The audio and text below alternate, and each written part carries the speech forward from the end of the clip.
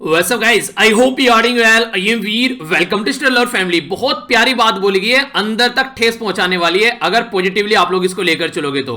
बहुत गिनते रहे तुम औरों के गुण दोष, अपने अंदर झांक लो उड़ जाएंगे होश।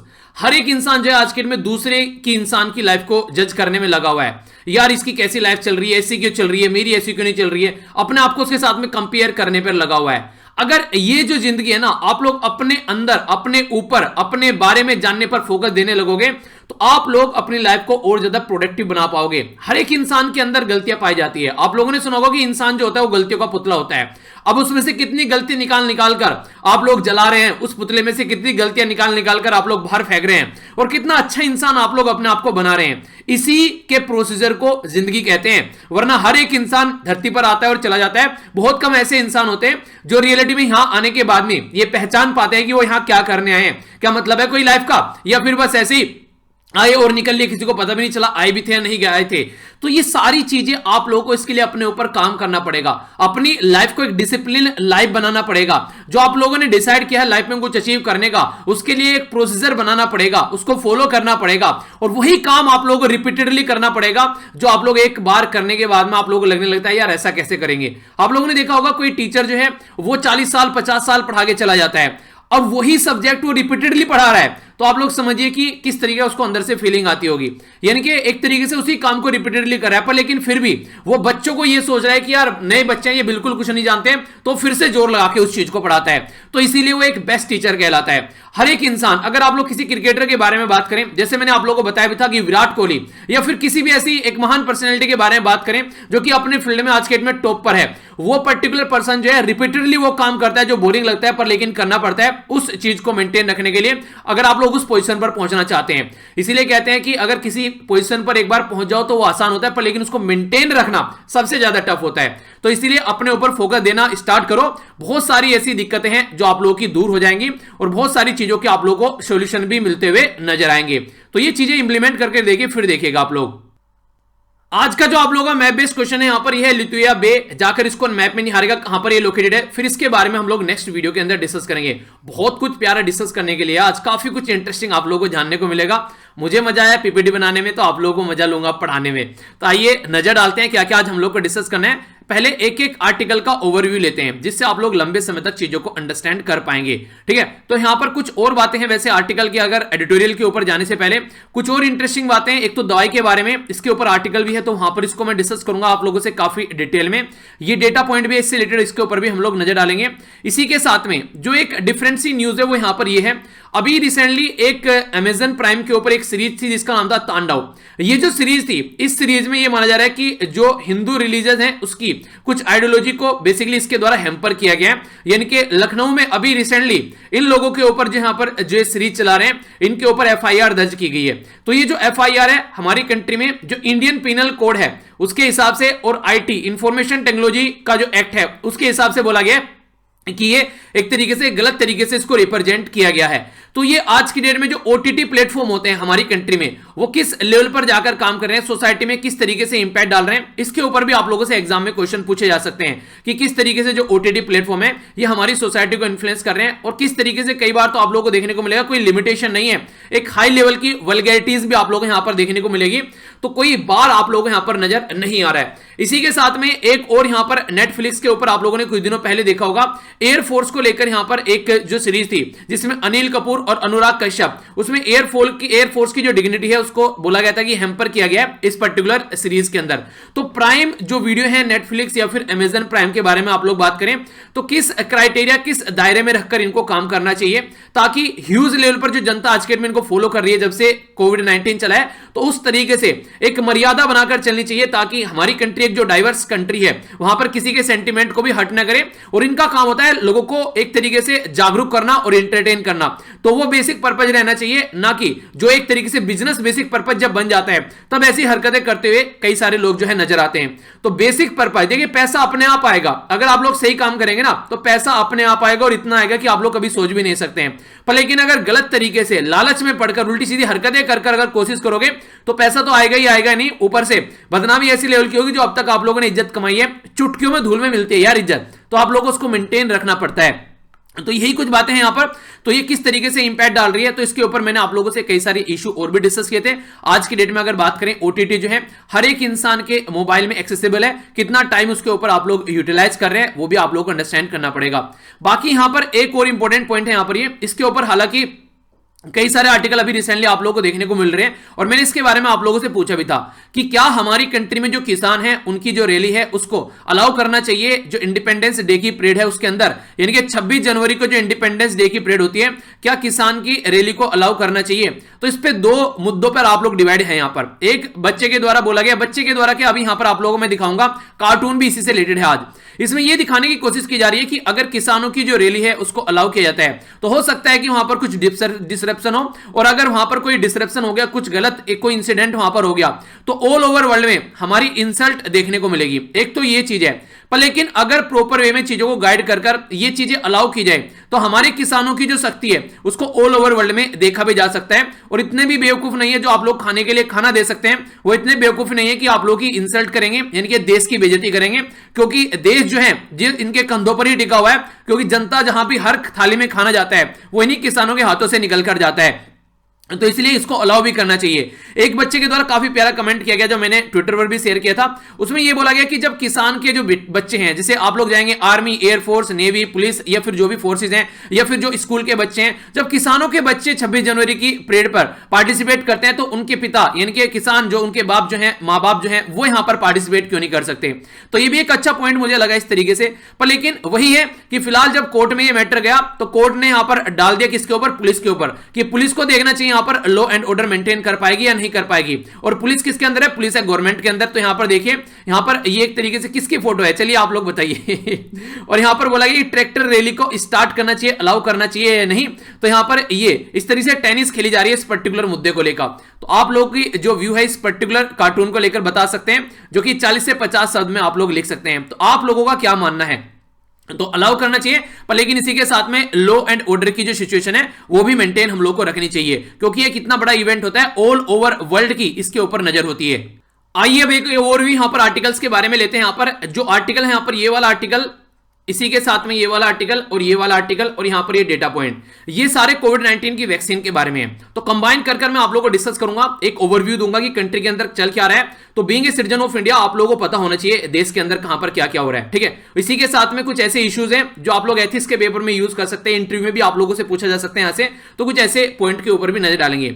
One of the best article आज का आप लोग इसको बोल सकते हैं, जो जेल के अंदर लोग आज के डेट में बंद हैं, क्या उनके बारे में हम लोग यहां पर बात कर रहे हैं। तो क्या उनको हम लोगों ने देखा, ऑल ओवर वर्ल्ड में कई सारी कंट्रीज ने अच्छे से देखा कोविड-19 का क्या इंपैक्ट उनके ऊपर पड़ रहा है।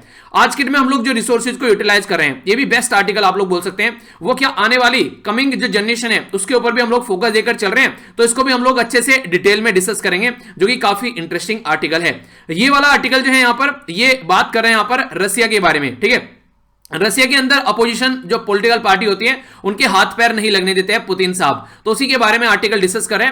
तो हमारे लिए ज्यादा इंपॉर्टेंट नहीं है, बस हल्का सा आप लोगों को पता होना चाहिए बेसिकली चल क्या रहा है। यहां पर जो बात की जा रही है यह है व्लादिमीर पुतिन। ये कैसे इंसान है जो कि जितनी ज्यादा इनकी उम्र होती जा रही है उतने ही ज्यादा ये जवान होते जा रहे हैं। ये जो इंसान है ये लंबे समय से रसिया के ऊपर रूल कर रहा है, और कोई भी अगर अपोजिशन होती है जो यहां पर इनके खिलाफ आवाज उठाता है तो उनको ये हॉस्पिटल पहुंचा देते हैं, या तो उनको जेल में पहुंचा देते हैं या फिर हॉस्पिटल में पहुंचा देते हैं, और कॉन्टिन्यूअसली यहां पर ये रसिया के ऊपर रूल कर रहे हैं। जब पहले रसिया के अंदर ये प्राइम मिनिस्टर थे तो प्राइम मिनिस्टर की पोस्ट ताकतवर थी, इन्होंने काफी सारे चेंज किए संविधान और दुनियादारी के अंदर, तो ये प्रेसिडेंट बन गए। अब आज के डेट में सबसे ताकतवर पोस्ट जो है प्रेसिडेंट की है रसिया के अंदर। तो इससे आप लोग अंदाजा लगा सकते हैं ये इंसान किस तरीके का इंसान है, काफी अजीबोगरीब इसके शौक है, किस तरीके से आज के डेट में अगर आप लोग देखेंगे शेरों से खेलना पसंद करता है, कहीं मतलब एक तरीके से उन्हें सारे जो ये और डोनाल्ड ट्रंप जो है जो माइंडसेट के बारे में बात करें आप लोग तो लगभग एक ही माइंडसेट के लोग आप लोग को नजर आएंगे। तो देखते हैं रसिया के अंदर डेमोक्रेसी बिल्कुल भी नहीं है, तो किस तरीके से उसको मेंटेन रखा जा सके, तो इसके बारे में कुछ बातें हैं, इंटरनल चीजें काम की नहीं है। जो बाइडेन के बारे में यहां पर बात की जा रही है, जो बाइडेन जो है वो आने वाले प्रेसिडेंट हैं, यानी कि आज आखिरी दिन है डोनाल्ड ट्रंप साहब का ऑफिस के अंदर। फिर कल से जो है जो बाइडेन साहब यहां पर ओथ लेंगे। अब यहां पर जो सबसे इंपॉर्टेंट बात बोली गई है वो ये है कि देखिए अगर कोई पर्टिकुलर पर्सन जो है इस ऐसी पोस्ट पर बैठता है जैसे president of United state of America, तो यहां पर 45वें प्रेसिडेंट थे कौन? Donald Trump. और जो बाइडेन कौन से हो गए? तो गिनती आती है ना, एक और ऐड कर दो, 46वें। ठीक है, तो 46वें प्रेसिडेंट जो है उनको सबसे बड़ा जो काम रहने वाला है, नॉर्मली क्या रहता है, जैसे हमारी कंट्री के प्राइम मिनिस्टर मोदी जी जैसे ही पोस्ट पर बैठे तो तुरंत उन्होंने क्या किया, जब ओथ सेरेमनी ली तो इंटरनेशनल जो कम्युनिटी है उनको इनवाइट किया कि आ जाओ भैया, हम जो है हमारे नए प्राइम मिनिस्टर यहां पर आ रहे हैं, तो अपने पड़ोसी देश को बुलाया जिसमें जो हमारी कंट्री के नेबर फर्स्ट वाली पॉलिसी को हम लोग लेकर चले। तो काफी इंपॉर्टेंट फोकस होता है यहां पर इंटरनेशनल पॉलिसी के ऊपर। पर लेकिन इंसान जो है इंटरनेशनल पॉलिसी पर तब फोकस दे पाएगा अगर घर गृहस्थी सब सही चल रही हो। तो जो बाइडेन का सबसे बड़ा जो काम रहेगा, जो यूएसए की जो सोसाइटी डिवाइड हो चुकी है काफी ह्यूज लेवल पर, सबसे पहले तो उसको समेटना रहेगा।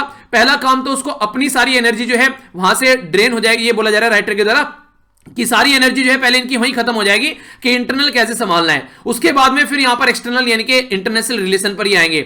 ईरान के साथ में रिलेशन को लेकर कैसे चलना है, रशिया के साथ में कैसे चलना है, चाइना के साथ में कैसे चलना है, इंडिया के साथ में कैसे चलना है, इसी के साथ में क्यूबा के ऊपर सैंक्शन लगा दिया डोनाल्ड ट्रंप ने, उसको लेकर कैसे चलना है, नेटो के जो मेंबर है उनको कैसे साथ में लेकर चलना है, क्वाड ग्रुप को कैसे साथ में लेकर चलना है। तो बहुत सारे ऐसे मुद्दे हैं यूएसए के प्रेसिडेंट के सामने कि इनके ऊपर थोड़ा लेट फोकस आएगा। पहले तो उन्हें कहते हैं कि भाई साहब पहले अपनी पेटी बांध लो, दूसरे की बाद में देखना। तो वो सारी चीजें हैं, तो देखते हैं कितने से अपनी पेटी बांध पाते हैं और चीजों को सही डायरेक्शन में लेकर चल पाते हैं। तो ये बातें यहां पर समझाने की कोशिश की गई है। तो ये सारी बातें रिपीटेडली आती रहती हैं, तो इनके बारे में एक आइडिया होना चाहिए आप लोगों को। अब जो नेक्स्ट आर्टिकल आप लोगों के सामने आने वाला है बहुत प्यारा आर्टिकल है, थोड़ा सा ध्यान से सुनिएगा, आप लोगों को चक्षु खोलेगा किस तरीके से हमारी सोसाइटी जो है किस डायरेक्शन में चल रही है, हमारी कंट्री, उसके बारे में आप लोगों से बात करेगा। और ओनली हमारी कंट्री नहीं, ऑल ओवर वर्ल्ड में क्या क्या सिचुएशन देखने को मिल रही है, तो उसके बारे में आप लोगों को बात करता हुआ नजर आएगा। तो समझने की कोशिश करते हैं क्या क्या बातें यहां पर की जा रही है। तो सबसे पहले जो इंपॉर्टेंट बात है आप लोग ये समझिए, आज की डेट में अगर आप लोग अपने आसपास देखेंगे तो आप लोगों को क्या क्या देखने को मिलेगा। जैसे कि आप लोग देखते हैं पेड़ पौधे हो गए, पशु पक्षी हो गए, आप लोगों के पास में कई सारे आप लोगों को पर्वत वगैरह, नदियां, झील, ये सारी चीजें आप लोगों को देखने को मिल जाती हैं। ये सारी चीजें हमारे पास में हैं। क्यों है हमारे पास में? क्योंकि हमारे जो पूर्वज थे वो इनको इस तरीके से यूटिलाइज करके गए ताकि हमारे लिए छोड़ सके। उन्होंने पेड़ पौधे लगाए ताकि हमारी आने वाली जनरेशन जो है उसको एंजॉय कर सके, क्योंकि उनके द्वारा जो चीजें लगाई गई थी आज के दिन में हम लोग उनको भोग रहे हैं। पर लेकिन क्या हम लोग कुछ ऐसा कर रहे हैं कि हमारे आने वाली जनरेशन जो है वो भी इसी तरीके से रह सके? तो उसी के बारे में आर्टिकल यहां पर लिखा हुआ है। आप लोग ये समझिए, आप लोगों के पापा जो हैं आप लोगों के लिए अच्छे अरेंजमेंट कर कर गए, यानी कि आप लोगों को पढ़ा कर गए अच्छे से, आप लोगों की हेल्थ को अच्छे से ध्यान रखकर, आप लोगों को सिक्योर कर तब वो यहां से गए कि हाँ मेरी जो बच्चे हैं वो अच्छे से अपनी जिंदगी को जी सके।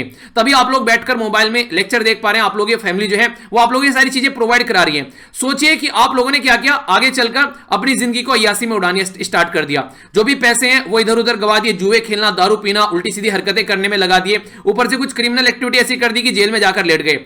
तो अब आपकी जो आने वाली जनरेशन है उसको आप लोग क्या देकर जा रहे हो? यातनाएं कि तुम्हारे बाप ने ये किया है, उसी के साथ में उसकी जिंदगी को ढंग से उसको जो करना चाहिए था, उसको जो पढ़ाई देनी चाहिए थी, जो अच्छी खासी एक सपोर्ट मिलनी चाहिए थी एक पेरेंट्स की साइड से, वो भी नहीं मिली। तो आगे चलकर वो भी क्या बनेगा? वो भी क्रिमिनल कैटेगरी का इंसान बनता हुआ आप लोगों को नजर आएगा। तो ये क्या होता है, कहीं ना कहीं जिस तरीके से फैमिली होती है उसी तरीके के बच्चे उसमें से निकलते हुए नजर आते हैं। तो इसी के बारे में यहां पर समझाने की कोशिश की जा रही है कि आज की डेट में अगर हम लोग चाहते हैं कि हमारी आने वाली जनरेशन सही से अपनी लाइफ को यूटिलाइज कर सके, तो आप लोगों को अपनी लाइफ इस तरीके से जीनी पड़ेगी ताकि आप लोग आने वाली जनरेशन का ध्यान रख सकें। आने वाली जनरेशन को बिल्कुल ऐसे ही सोचिए जैसे बच्चे हैं आपके या फिर किसी के भी, तो वो किस तरीके से अपनी लाइफ को लीड कर पाएंगे। तो ये बातें आप लोगों के माइंड में बिल्कुल क्रिस्टल क्लियर होनी चाहिए अगर रियलिटी में आप लोग चीजों को आगे लेकर चलना चाहते हैं।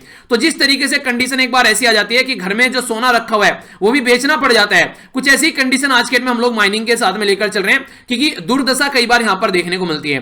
क्या बताया गया है, हम लोग देखिए अगर एक सस्टेनेबल इकोनॉमी चाहते हैं ना, सस्टेनेबल का मतलब ही ये होता है कि भैया आप लोगों ने जो यूटिलाइज कर लिया ना वो आने वाली जनरेशन के लिए भी छोड़कर जाओ, अपने अपने लालच में मत पड़ो। और गांधी जी ने तो साफ साफ बोला है कि पृथ्वी जो है ना हमारी नीड के लिए है, नीड मतलब आवश्यकताओं के लिए, हमारी ग्रीड के लिए नहीं है, ग्रीड मतलब लालच के लिए नहीं है। अगर आप लोग अपनी आवश्यकताओं की पूर्ति करना चाहेंगे तो पृथ्वी पर काफी कुछ है, पर लेकिन अगर लालच में आप लोग पड़ जाओगे तो ऐसी 3-4 पृथ्वी भी आप लोगों को कम पड़ जाएंगी।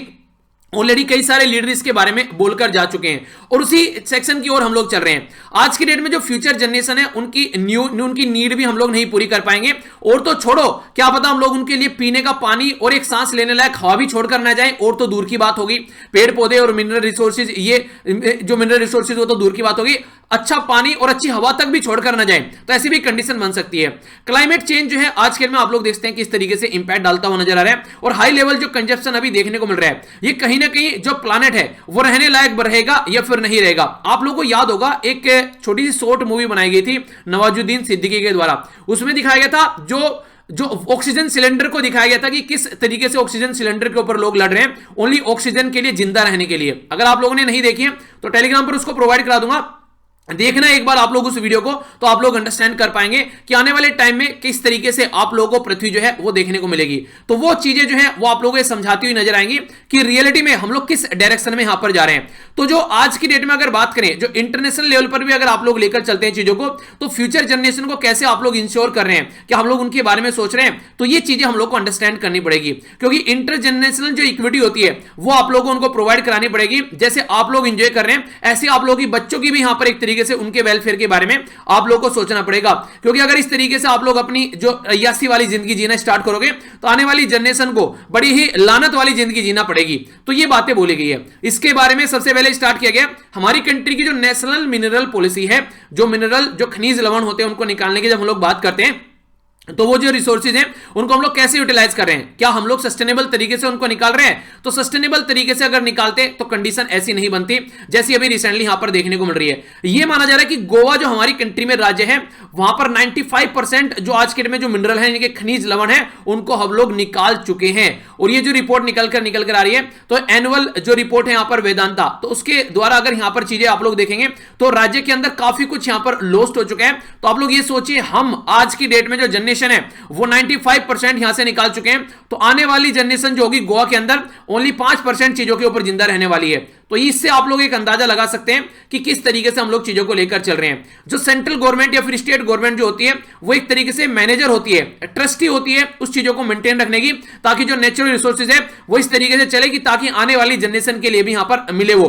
पर लेकिन फिलहाल वो क्या कर रहे हैं, वो ओनली रेवेन्यू पर फोकस दे रहे हैं, वो ओनली अपना जो एक तरीके से वो नहीं कहते कि एक तरीके से पैसा कहां से निकाल कर लेकर आना है, उसके ऊपर फोकस दे रहे हैं। तो जो आज की डेट में जो गवर्नमेंट जो यहां पर कंडीशन चल रही है, अपने जान पहचान वाले जो एक तरीके से जो बिजनेसमैन है उनको चीजें देना, करप्शन करना, तो पॉलिटिकल जो इस तरीके से जो आज की डेट में जो कंडीशन बनी है कंट्री के अंदर, तो जो नेचुरल रिसोर्सेज है उनको गलत तरीके से देखा जा रहा है। अगर किसी नेचुरल रिसोर्सेज की जो कीमत है उसकी 100 रुपए, तो उसको 5 रुपए में या फिर 10 रुपए में उसको बेचा जा रहा है। तो इस तरीके से ये करप्शन भी काफी लार्ज स्केल पर ये इस तरीके की एक्टिविटी आप लोगों को देखने को मिलती है। तो कहीं ना कहीं जो इंसान है वो इंसानियत की हद से नीचे गिरता हुआ नजर आ रहा है, ऐसी बातें बोली जा रही है। तो गोवा में 95% आप लोग यूज कर चुके हैं 100 रुपए में से, मान लो अब 5 रुपए ओनली बचे हुए हैं, आने वाली जनरेशन के लिए 5 रुपए छोड़कर जा रहे हो। तो इससे आप लोग समझ सकते हैं कि आप लोग क्या कर रहे हैं। और आरोप किन के ऊपर लगाते हैं, बेजुबान चीजों के ऊपर, कि ट्री यानी कि पेड़, टाइगर या फिर ट्राइबल यानी कि जो जीव जंतु हैं, पेड़ पौधे हैं, जो ट्राइबल लेवल पे जो लोग कम्युनिटी रहती है, उनको हम लोग बोलते हैं एंटी डेवलपमेंट, एंटी नेशनल। यार वो अपनी जिंदगी जैसे तैसे जी रहे हैं और वो आप लोगों से ज्यादा बेहतर तरीके से जानते हैं कि इन्वायरमेंट को प्रोटेक्ट कैसे करना है। मैक्सिमम ट्राइबल फेस्टिवल आप लोगों को देखने को मिलेगा वो इस तरीके से है, जिस तरीके से कि वो प्रकृति की पूजा करते हैं, नेचर की पूजा करते हैं। मैंने आप लोगों को एक मूवी बोली थी, शायद आप लोगों ने देखी होगी, अवतार मूवी। अवतार मूवी में आप लोगों ने देखा होगा किस तरीके से चीजों को दिखाई गई है कि वहां पर कितने लार्ज स्केल पर वो नेचर के साथ में कनेक्ट रहते हैं। तो रियलिटी में ट्राइबल कम्युनिटी आप लोगों को ऐसे देखने को मिलेगी। पर लेकिन आज की डेट में जिस तरीके से हमारी कंट्री में या फिर ऑल ओवर वर्ल्ड में जो गवर्नमेंट है वो ये सारी चीजें नहीं समझ रही है, वो यहां पर जिस तरीके से वेस्ट कर रही है, यहां पर क्या बताया गया कैसे आप लोग सुधार सकते हो उसको। मैं आप लोगों को बोलूं कि आप लोग 24 घंटे सबको मिल रहे हैं, आप लोगों के पास भी 24 घंटे हैं, तो आप लोग इन 24 घंटों को कैसे यूटिलाइज करना चाहिए तो आप लोग अंडरस्टैंड कर सकते हैं। सबसे पहले तो जो टाइम वेस्ट करना है उसको आप लोग खत्म कीजिए, ठीक है। गलत तरीके से कंज्यूम आप लोग चीजें कर रहे हैं, चोरी कर रहे हैं चीजों की एक तरीके से, यानी कि बर्बाद कर रहे हैं इधर उधर, तो ये सारी चीजें यानी कि एक तरीके से चोरी चल रही है, रिसोर्सेज की लॉस हो रहा है, वेस्ट हो रहा है, ढंग से कंज्यूम नहीं उसको किया जा रहा है। तो कहने का मतलब यह है कि अगर आप लोग लॉस भी रोक देते हैं गलत तरीके से, वो भी एक तरीके से प्रोडक्शन का काम करते हैं। आप लोगों को 10 यूनिट बिजली यूज करनी होती है, पर लेकिन आप लोग क्या कर रहे हैं 15 यूनिट यूज कर रहे हैं, यानी कि 5 यूनिट आप लोग बर्बाद कर रहे हैं। घर से निकल गए, फैन चल रहा है, कूलर चल रहा है, एसी चल रही है, टीवी चल रहा है, तो इस तरीके से आप लोग जब घर पर आएंगे तो पता चला 5 यूनिट और आप लोग खा गए। अगर ये 5 यूनिट आप लोग नए खाते तो आगे फ्यूचर में यूज कर लेते, तो इनडायरेक्ट वे में आप लोगों ने अपने पैसे बचा लिए और एक तरीके से एनर्जी बचाई। आप नहीं यूज करते तो कोई और यूज कर लेता। तो ये जो इस तरीके की हरकतें होती हैं ये हम लोग को अंडरस्टैंड यहां पर करनी पड़ेगी। तो फ्यूचर जो जनरेशन है उसको हम लोग किस तरीके से देकर जा रहे हैं, उस तरीके से एक अनफेयर प्रैक्टिस है अगर आप लोग उसको ढंग से चीजें देकर नहीं जा रहे हैं। अगर नॉर्वे के बारे में आप लोग बात करें, नॉर्वे को अगर आप लोग मैप में देखेंगे तो ये कंट्री है, जैसे नॉर्वे हो गया, स्वीडन हो गया, फिनलैंड हो गया, यहां पे ह्यूमन कैपिटल इंडेक्स के बारे में बात करेंगे ना, काफी हाई लेवल का देखने को मिलता है, क्योंकि ये सोचते हैं अपने देश के लोगों के बारे में। तो उसी के बारे में बात की जा रही है। नॉर्वे के अंदर फ्यूचर जनरेशन फंड इकट्ठा करना स्टार्ट कर दिया है। जो फ्यूचर जनरेशन फंड है उसको प्रोग्रेसिवली यूज करें नेशनल पेंशन स्कीम के तहत भी, कि आने वाली जनरेशन जो है उनको कुछ ऐसा छोड़कर जाए कि ताकि वो अपनी जिंदगी को सही तरीके से व्यतीत कर सकें। हमारी कंट्री में क्या ऐसा है? जी हां, बिल्कुल सोचा गया था। हमारी कंट्री में सुप्रीम कोर्ट का एक केस है यहां पर 2014 का, गोवा आयरन और जो यहां पर परमानेंट फंड को लेकर, इसको बोला जाता है GIOPF, ठीक है। तो ये जो है बेसिकली गोवा आयरन और परमानेंट फंड जो है, ये 2014 में केस था, Goa foundation versus union of India others का केस जो यहां पर निकल कर आया 2014 में। तो इसमें अराउंड 500 करोड़ के करीब यहां पर ऑलरेडी आ चुके हैं। तो ये ऐसी चीजें आप लोग इकट्ठा अगर करके जाएंगे तो आने वाली जनरेशन के लिए कम से कम कुछ तो छोड़ के जाएंगे। इसको कैसे पैसे को यूटिलाइज करना है, तो अलग अलग तरीके से इसको यूटिलाइज किया जा सकता है। तो सबसे पहले तो कैपिटल यहां पर होनी चाहिए जो कि मेंटेन रहनी चाहिए। आप लोग ये नहीं कि सारी चीजें खत्म करके चलो। इसी के साथ में सेविंग रेट आप लोगों को बढ़ाना पड़ेगा, यानी कि जितना खर्च कर रहे हैं आप लोग सोच सकते हैं कि उसके कम में भी आप लोग काम चला सकते हैं। घर से आप लोगों को मिल रहा है 10 या 12 हजार रुपए महीना, तो क्या आप लोग 8 में काम चला सकते हैं? आप लोगों को ये आना चाहिए, क्योंकि इमरजेंसी टाइम में ये जो 4,000 आप लोग बचा रहे हैं इनको आप लोग यूज कर सकते हैं बीमारी या फिर कोई इमरजेंसी कंडीशन में। इसी के साथ में लॉन्ग टर्म जो डोमेस्टिक कैपिटल है उसको आप लोगों को सेव करना चाहिए। यूनिवर्सल बेसिक इनकम के ऊपर आप लोगों को सोचना चाहिए। वो लोग जो कंट्री के नागरिक हैं उनको नागरिक होने के नाते भी उनकी जिंदगी का रिस्पांसिबिलिटी एक तरीके से गवर्नमेंट के ऊपर आती है। तो खाने पीने जिंदा रहने के लिए रोटी कपड़ा मकान तो कम से कम इंसान के पास में होना चाहिए। तो लोअर करेंगे इस तरीके से इनइक्वालिटी, आप लोग हाई परफॉर्मेंस निकल कर आएगी। अगर ह्यूमन कैपिटल आप लोग बना देते हैं, अच्छी एजुकेशन और अच्छी हेल्थ आप लोग देते हैं इंसान को, तो वो इंसान आगे चल के कंट्री के लिए कैपिटल बन जाता है, कंट्री की प्रोग्रेस में वो हाथ बढ़ाएगा। पब्लिक इन्वेस्टमेंट होना चाहिए अच्छे खासे लेवल पर, और टैक्स को भी एडमिनिस्ट्रेट करना चाहिए। दुनिया भर की टैक्स की चोरी आज के डेट में आप लोगों को देखने को मिलती है। लोग जो है जरा जरा सा पैसा कोशिश करते हैं, इवन बड़े बड़े बिजनेसमैन भी, कि वो टैक्स में अपनी मनी देकर न जाए, तो उसको बचाने की कोशिश की जाती है। तो क्या ये एक तरीके से सही है? क्या ये एथिक्स के पॉइंट से सही है? क्या नैतिक शिक्षा की कैटेगरी में आता है? तो मोरल, एथिकल, फेयर, राइट और सस्टेनेबल चीजें आप लोग फोकस करके चलिए, तभी आने वाले लोगों के लिए कुछ छोड़ पाएंगे। वरना जो करप्शन, कैपिटलिज्म या फिर इनइक्वालिटी आप लोगों को बढ़ती नजर आएगी, अमीर अमीर और गरीब गरीब होता जाएगा, तो आप लोगों को ये सामने चीजें नहीं देखने को मिलेगी। तो हिस्ट्री को अगर आप लोगों को बेटर बनाना है तो ये चीजें आप लोगों को समझनी पड़ेगी। सॉरी, फ्यूचर को आप लोगों को बेटर बनाना है तो आप लोगों को थोड़ा सा देखना पड़ेगा कि हिस्ट्री में आप लोगों को क्या क्या चीजें मिली है, आप लोगों के जो पहले पूर्वज क्या छोड़कर गए हैं, और इसी तरीके से आप लोगों को चीजें करनी पड़ेगी। वरना पूरे जो प्लानेट है उसको कोकोनट की तरीके से पी जाओगे और कुछ भी पता नहीं चलेगा कि कहां चीजें चली गई हैं। तो ये चीजें समझाने की कोशिश की गई है। तो बच्चों को भी गाइड करके चलिए। पहले तो सबसे पहले तो गवर्नमेंट को गाइड करने की जरूरत है यार। जिस तरीके से जो एक तरीके से चीजों को जो गलत तरीके से मिसयूज होता है वो काफी बड़ी प्रॉब्लम है आज के डेट में, अगर हम लोग बात करें तो इसके बारे में थे पूरा आर्टिकल। नेक्स्ट आर्टिकल की ओर चलते हैं। ये भी काफी इंटरेस्टिंग आर्टिकल है। इस आर्टिकल के बारे में अगर बात करें तो बात की जा रही है आज की डेट में, अगर मैं आप लोगों को बोलूं कि अगर बुखार है आप लोगों को और आप लोगों को ये दवाई दे रहा हूं मैं, ठीक है, और इस दवाई के बारे में बोलूं कि यार ये दवाई जो है ना वो 90% आप लोगों को फायदा पहुंचा सकती है और 10% आप लोगों को नुकसान भी पहुंचा सकती है। तो आप लोगों के माइंड में ज्यादा फोकस इस 90% के ऊपर नहीं रहेगा, इस 10% के ऊपर रहेगा कि यार नुकसान ना पहुंचा दे कहीं। तो इसी के चलते लोगों के अंदर जो ट्रस्ट है दवाई को लेकर वो डिक्रीज हो जाता है। एक तो ये बात है। बाकी अगर मैं बात करूं कि 90% जो फायदा पहुंचाएगी, भैया वो डेटा भी ना हमने ढंग से इकट्ठा नहीं किया। हो सकता है कि 90% फायदा पहुंचाए, पर लेकिन इसमें भी कोई कंफर्मेशन नहीं है। तो आप लोग बोलोगे कि दवाई लो और निकल लो यहां से भाई साहब, हमको नहीं लेनी है ये दवाई। तो एक तरीके से अगर दवाई के अंदर लोगों का ट्रस्ट ही डिक्रीज हो गया तो फिर देखिए काफी ज्यादा प्रॉब्लम देखने को मिलेगी। तो अभी हमारी कंट्री में जो दवाई पिलाई जा रही है लोगों को, तो उसी के बारे में ये आर्टिकल यहां पर निकल कर आया है। और एक नहीं कई सारे आर्टिकल यहां पर आप लोगों को देखने को मिलेंगे।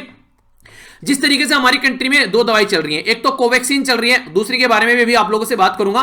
मैक्सिमम अगर बात करें यहां पर जो कोवैक्सीन जो है उसको अगर देखिए तो बोला गया कि जैसे एलर्जी हो गई या बुखार हो गया या फिर जिसकी पुअर इम्यूनिटी है, यानी कि बॉडी में जरा सी बीमारी होने से ही उसको बहुत सारी बीमारियां हो जाती हैं, तो उसको ये दवाई जो है उसको यूज नहीं करनी है। और दूसरी जो यहां पर जो बात की जा रही है दूसरी साइड में अगर आप लोग चलिएगा, आज के दिन में बहुत सारे राज्य ऐसे हैं जो दवाइयों के डिफरेंस को लेकर भी काफी ज्यादा प्रॉब्लम में पड़े हुए हैं। यानी कि कुछ लोग कह रहे हैं कि दवाई लेनी नहीं चाहिए और खासकर उसके खिलाफ कई सारी फेक न्यूज भी मार्केट में देखने को मिल रही है, तो उसका निपटारा भी गवर्नमेंट यहां पर ढंग से नहीं कर रही है। तो इसी के चलते कई सारी और चीजें यहां पर देखने को मिल रही है। तो कोविड-19 की जो वैक्सीन है अपनी कंट्री में अगर आप लोग बात करिए, हमारी कंट्री में जिस तरीके से पिलाई जा रही है, दूसरी कंट्री में जैसे काम चल रहा है, उसमें काफी बड़ा डिफरेंस देखने को मिलेगा। हम लोगों ने देखा था पहले दिन 1 लाख लोगों में से जो दवाई पिलाई गई थी वो 14 लोगों को पिलाई गई थी। सबसे टॉप पर कौन चल रहा था? सबसे टॉप पर चला था इजराइल, लगभग 22-23 हजार लोगों को यहां पर 1 लाख में से दवाई पिलाई गई। तो अब देखने वाली बात यह है, इतने लोगों को जब आप लोग पिला रहे हैं, इसमें से कितनों को यहां पर आप लोग प्रॉपर वे में एनालिसिस कर रहे हैं, तो प्रॉपर वे में आप लोग उनको वो दवाई जो पहुंचा रहे हैं और किस तरीके से आप लोग उनको एक तरीके से कॉन्फिडेंस में लेकर आ रहे हैं। तो ये दवाई जो है वो आप लोग यहां पर अंडरस्टैंड करना पड़ेगा, क्योंकि ह्यूज मनी जो खर्च की जा रही है इन दवाइयों के ऊपर, वो कहीं ना कहीं जनता की मनी है, और जनता को अगर प्रॉपर कॉन्फिडेंस में नहीं लिया तो कैसे काम चलेगा। तो अभी हमारी कंट्री में कई सारे राज्य ऐसे हैं जहां पर ये दवाइयां पहुंचाई जा चुकी हैं, पर लेकिन जिसमें से सबसे अच्छा राज्य जिसको आप लोग तमिलनाडु बोलते हैं हेल्थ के मामले में, वहां पर भी बोला गया था कि हम लोग काफी अच्छे लेवल पर लोगों को कवर करेंगे। तो पहले दिन जो उन्होंने टारगेट रखा, बोला था कि 6 घंटे पढ़ेंगे, कम से कम पढ़े कितने? पढ़े 6 मिनट, यानी कि बोला था टारगेट रखेंगे 100% कितना लोगों को हम लोग कवर करने हैं। मान लीजिए इनको बोला कि 5 लाख लोग कवर करने हैं, तो ओनली 16% लोगों को ही कवर कर पाए ये लोग, जितना उन्होंने टारगेट रखा था। पहले दिन का टारगेट ओनली 16%, वो भी उस राज्य में जहां पर एक अच्छा खासा इंफ्रास्ट्रक्चर है हेल्थ को लेकर। तो दूसरे में आप लोग समझ सकते हैं कैसा टारगेट होगा। सेकंड डे जो वैक्सीन का यहां पर रहा वो भी काफी ड्रॉप रहा, यहां पर कई सारे राज्य में सस्पेंड भी कर दिया गया यहां पर, ठीक है। तो कोविशील्ड जो वैक्सीन है यहां पर, और इसी के साथ में जो कोवैक्सीन है, इन दोनों में भी काफी बड़ा डिफरेंस देखने को मिल रहा है। लोग जो है यहां पर जो कोविशील्ड वैक्सीन है इसको ज्यादा प्रीफर कर रहे हैं एज कंपेयर टू कोवैक्सीन को लेकर। तो ये भी कई सारे राज्यों ने नोटिस किया। रीजन इसका क्या है? रीजन इसलिए क्योंकि गवर्नमेंट ने लोगों को कॉन्फिडेंस में लिया ही नहीं है।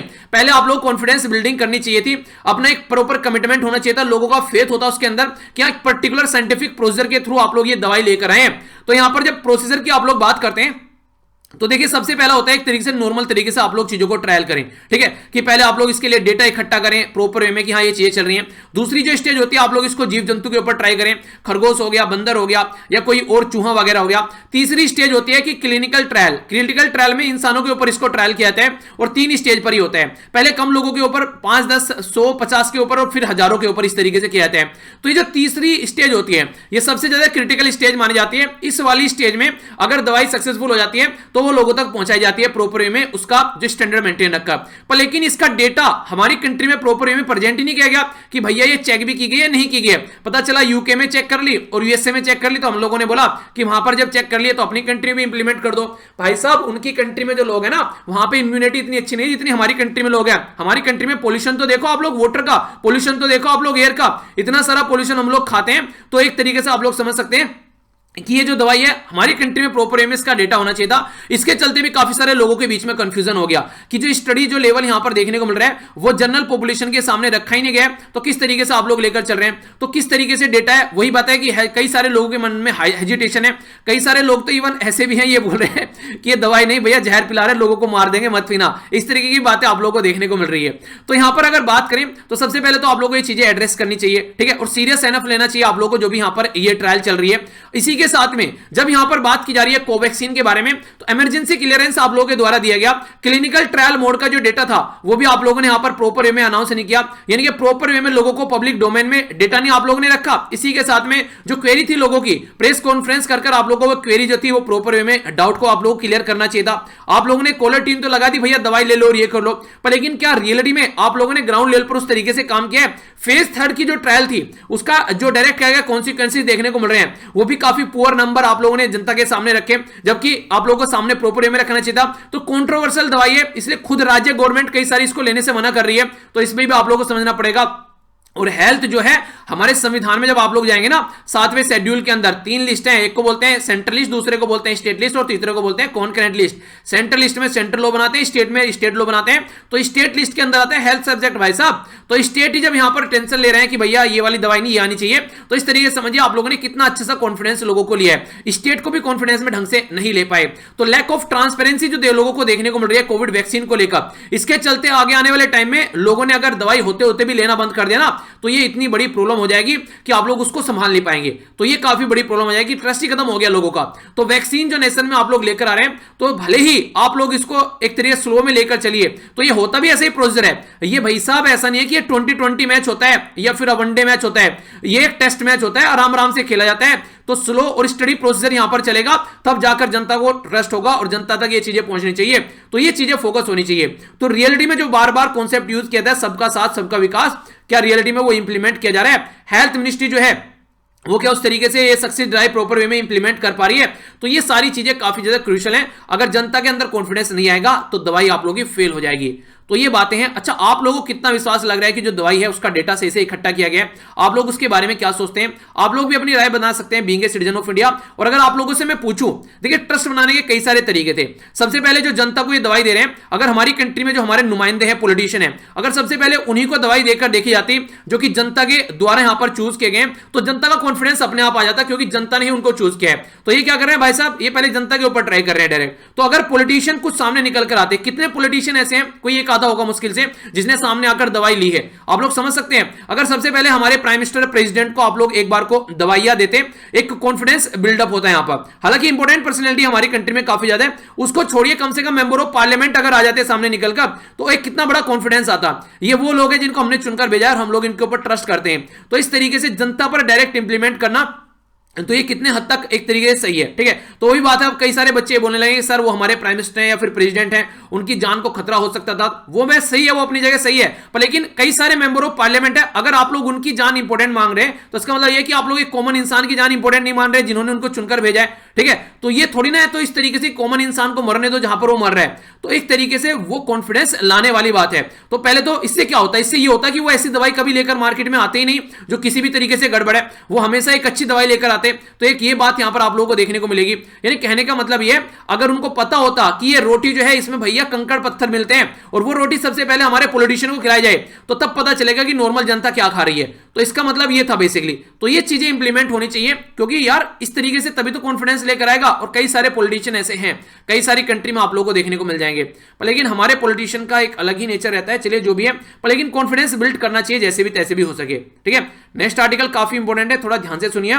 और एक क्वेश्चन भी आप लोगों के सामने, क्वेश्चन ये कर रहा है कि जेल में आज के डेट में जो कंडीशन है वो आप लोगों को किस तरीके से देखने को मिल रही है। तो आप लोगों को वो इंप्रूव करनी पड़ेगी, क्योंकि वहां पर ये नहीं कह रहे कि जेल में कंडीशन को इंप्रूव करने का मतलब ये उनके लिए एसी लगा दो, वहां पर आप लोगों को अच्छे से वहां पर उनको बिल्कुल ठंडा पानी पिलाओ, बिल्कुल बर्फ डालकर उनको एक तरीके से उनको ऐसा लगे कि होटल में रह रहे हैं। नहीं, आप लोगों को इंसान के रहने लायक कंडीशन आप लोगों को वहां पर बनानी पड़ेगी कम से कम, जो कि एक तरीके से सही होनी चाहिए। तो इसके ऊपर आप लोगों को टिप्पणी करनी है। तो जो प्रिजनर, जो यहाँ पर प्रिजन है, उसमें जो कंडीशन है वो इंसानों के रहने लायक बनानी है, ना कि आप लोगों को वहां पर एक तरीके से मजे लेने वाली फैसिलिटी बनानी है, जो कि यहां पर बोली जा रही है नॉर्मली, ठीक है। तो ये आप लोगों को समझना है आखिर ऐसा क्यों आर्टिकल है, और बहुत इंपॉर्टेंट आर्टिकल लिखा गया है। तो लिखने वाली इंपॉर्टेंट पर्सनैलिटी है, जिनके बारे में आप लोगों को अगर मैं बताऊं इन पर्सनैलिटी के बारे में, गोपाल कृष्ण गांधी फॉर्मर जो गवर्नर भी हैं और इसी के साथ में डिप्लोमेट भी हैं, जिनके द्वारा ये आर्टिकल लिखा गया है।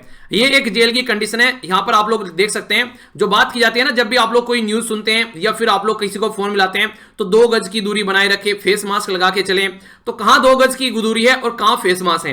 क्या ये इंसान यहां पर इंसान बनने लायक नहीं है? और इंटरेस्टिंग आप लोग ये बोलेंगे सर ये वैसे ही क्रिमिनल है, जेल में पड़े हुए हैं, क्राइम कर जेल में गए।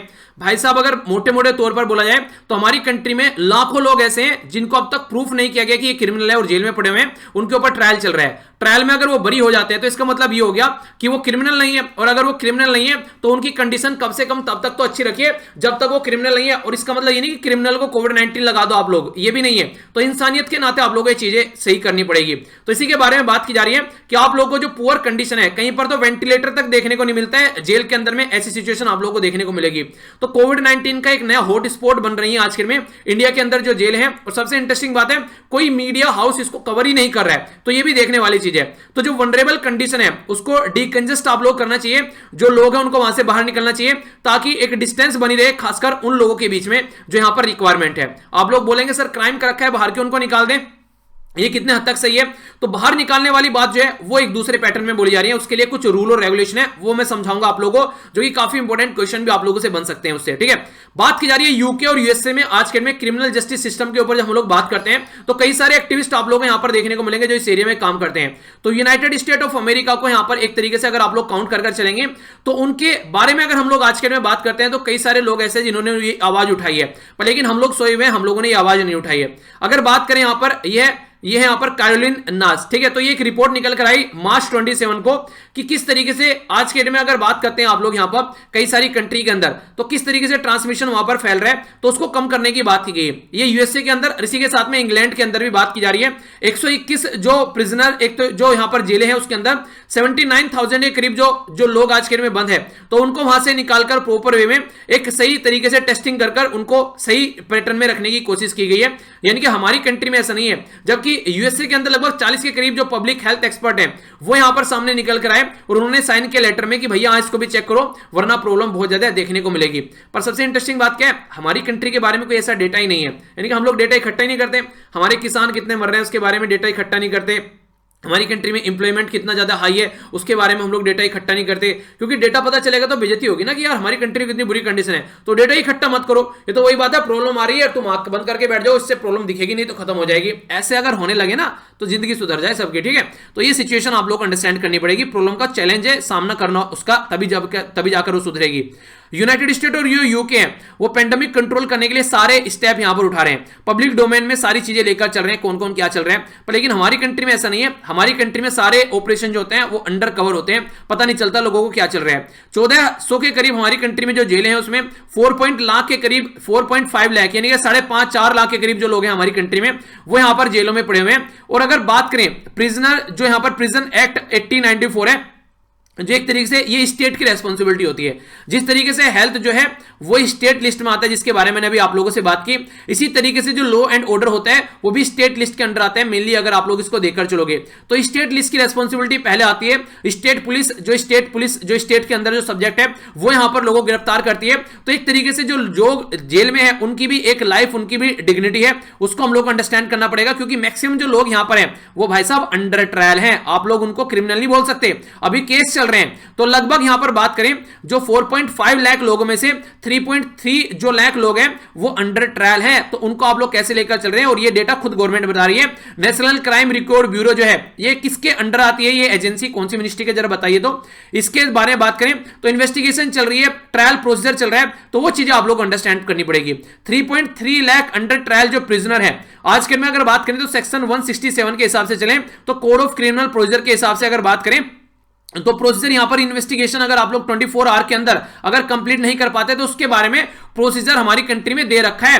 इसी के साथ में जो 8098 का जो था उसमें भी बोला गया था कि आप लोगों को जो डिटेंशन है वो 15 दिन तक या फिर उसको बढ़ाकर 90 तक कर दिया गया, पर लेकिन कुछ सर्टेन कंडीशन में आप लोग उसको और भी बढ़ा सकते हैं। पर लेकिन रियलिटी में अगर बात करें आप लोग तो यहां पर एक और बात है, वो है आप लोग इनके राइट जो है, उनके हक जो है उनका वॉयलेशन कर रहे हैं। 3.3 लाख में से 2.2 लाख जो लोग हैं आज की डेट में वो ऐसे हैं जिनके खिलाफ चार्जशीट भी अब तक दायर नहीं की गई है, तो आने वाले टाइम में संभावना भी नहीं है और जो उनको हो सकता है वो बरी भी हो सके, यहां पर उनको भी जेल में डाल रखा है। तो क्यों ऐसा काम चल रहा है, तो अंडर ट्रायल प्रिजनर को आप लोग एक तरीके से उनको सही तरीके से एक तरीके से छोड़ सकते हैं अगर उनके ऊपर ज्यादा शक नहीं है। तो इसके लिए क्या होगा, देखिए आज के डेट में अगर आप कई सारे लोग ऐसे हैं उसने कोई गलत काम नहीं किया, आप लोग उसको उठाकर ले गए जेल में डाल दिया, 10 साल बाद निकल के आया, बंदे की शादी हुई थी अभी 2 साल पहले, अब उसके बच्चे हो गए, 2 बच्चे उसके पास में, और वो जो 2 बच्चे हैं उनको स्कूल में यातनाएं झेलनी पड़ रही है कि तुम्हारे बाप ने ये कर दिया, तुम्हारा तो घर ऐसा है, उनको स्कूल में एडमिशन नहीं दिया जा रहा है, उनकी जो बेटियां हैं उनसे कोई शादी नहीं कर रहा है आगे चलकर, तो क्या कंडीशन देखने को मिलेगी। पता चला 20 साल बाद बंदा निकल कर आ रहा है यहां से, तो उस टाइम पर बच्चे एक अलग ही पाथ पर पहुंच चुके होंगे वो एक सोसाइटी में, इस तरीके से कि सोसाइटी के लिए अब और ऐसे लोग आप लोगों ने क्रिएट कर दिए जो नुकसान ही नुकसान पहुंचाएंगे। तो एक तरीके से डबल पनिशमेंट यहां पर देखने को मिल रहा है, एक तो हेल्थ हो गई और दूसरा सोसाइटी के पॉइंट ऑफ से, और एक यहां पर डिजीज और ऊपर से यहां पर जेल में पड़े हुए हैं। तो कई तरीके के पनिशमेंट आप लोग यहां पर देखते हैं, तो जो 10 टाइम वर्स है, जो अंडर ट्रायल आज के डेट में उनको पता चला डिजीज से एक्सपोज हो गए और बीमारी से मर गए, तो क्या करोगे आप लोग? उनका पता चला, वो एक तरीके से बाद में पता चला ट्रायल करने के बाद में भैया ये तो बेगुनाह इंसान था, तो ये अंडरस्टैंड आप लोग करना पड़ेगा।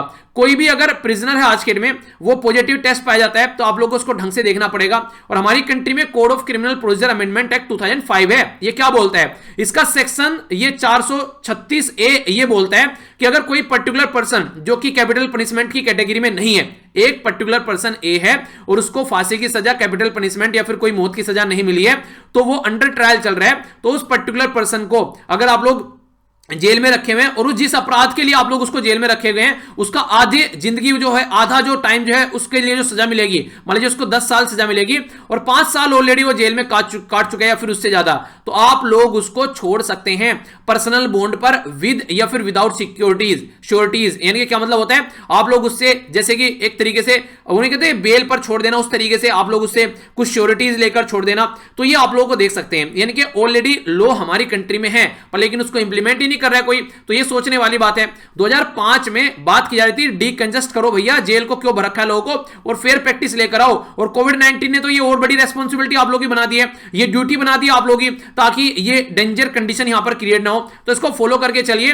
तो सेक्शन 436A जो है वो आप लोगों को इंप्लीमेंट करना चाहिए अंडर ट्रायल जो है, कम से कम उनके ऊपर, ताकि सिचुएशन को थोड़ा सुधारा जा सके। इसी के साथ में अगर बात करें 2005 का जो अमेंडमेंट यहां पर ये किया गया था क्रिमिनल प्रोसीजर कोड के अंदर में, तो इसको पूरी कंट्री में अर्जेंट बेसिस पर आप लोगों को इसको इंप्लीमेंट करना चाहिए, तभी जाकर सिचुएशन आप लोग समझ पाएंगे, और ये ड्यूटी भी है और ह्यूमन राइट भी है।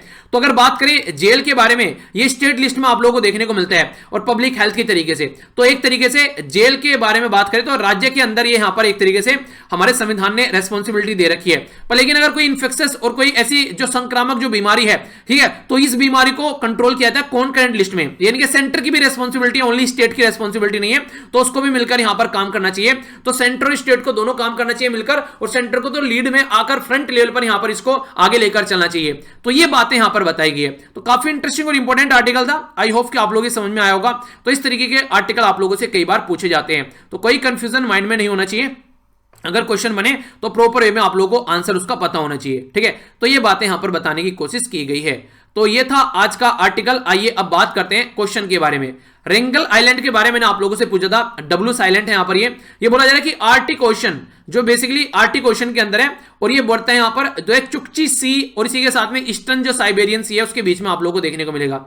इंटरनेशनल डेट लाइन के बारे में अगर बात करें तो बोला जाता है कि इंटरनेशनल डेट लाइन जो है वो डिस्प्लेस की गई थी अवॉइड करने के लिए, ताकि जो यहां पर चुकची पेनिसुला है वो यूएसए के अंदर आ सके, मेनलैंड के अंदर। तो ऐसे भी क्वेश्चन बड़ी फ्रीक्वेंटली इंपॉर्टेंट क्वेश्चन बन सकते हैं एग्जाम में। कौन सी स्टेटमेंट सही है? ए में बोला गया 1, बी बोला गया 2, सी में बोला गया बोथ, डी में बोला गया नाइदर 1 नो 2। सही आंसर क्या है बताइए, उसके बाद में आंसर देखिए। सही आंसर यहां पर इसका ए, फर्स्ट स्टेटमेंट सही है, बिल्कुल सही है भैया। चुकची सी और ईस्टर्न साइबेरिया के बीच में आता है, पर लेकिन ये रसिया मेनलैंड में लाने की बात की जा रही है, ना कि यूएसए के अंदर। तो चुकची सी को आप लोग यहां पर एक बार देख लीजिए, कहां पर ये देखिए हो गया चुकची सी, ठीक है, और ये हो गया चुकची पेनिसुला यहां पर ये वाला, तो रसिया का पार्ट है ये, ठीक है। यहां पर ये हो गया बेरिंग स्टेट, बेरिंग सी हो गया यहां पर ये, ठीक है, तो रसिया का पार्ट है। और ये वारंगल आइलैंड जिसके बारे में हम लोग बात करें, तो चुकची सी और ईस्टर्न साइबेरिया के बीच में Warangal island. United state of America का ये अलास्का वाला रीजन है, ये हो गया बोफोर्ड सी। तो आर्टिक ओशन के बारे में बात की जा रही है, और यहां पर ये हो गया रसिया। तो आई होप कि अब माइंड में कोई कंफ्यूजन नहीं होगा, ठीक है। इसी के साथ में आप लोग यहां पर देखते हैं ये है एग्जैक्ट लोकेशन, तो ये है इंटरनेशनल डेटलाइन जिसको यहां पर चेंज किया गया, ठीक है। तो ये कई सारे क्वेश्चन आप लोगों से डायरेक्ट पूछ ले जाए, तो ये मत होइए कंफ्यूजन कहां से आ गए। सारी चीजें कवर करा के चल रहा हूं, बस आप लोगों को थोड़ा सा अपना रेस्पॉन्सिबल रहना पड़ेगा, प्रॉपर कनेक्ट रहिए। अगर लगता है लेक्चर फायदा पहुंचा रहा है तो आप लोग इसको शेयर कर सकते हैं, एज ए फीडबैक के तौर पर आप लोग लाइक और डिसलाइक वीडियो को कर सकते हैं, तो आप लोग एक तरीके से फीडबैक देकर जा सकते हैं। अगर आप लोगों को लगता है कि मेहनत हुई है लेक्चर में और आप लोग इससे फायदा पहुंचा है, तो दूसरों तक भी जरूर पहुंचाइए।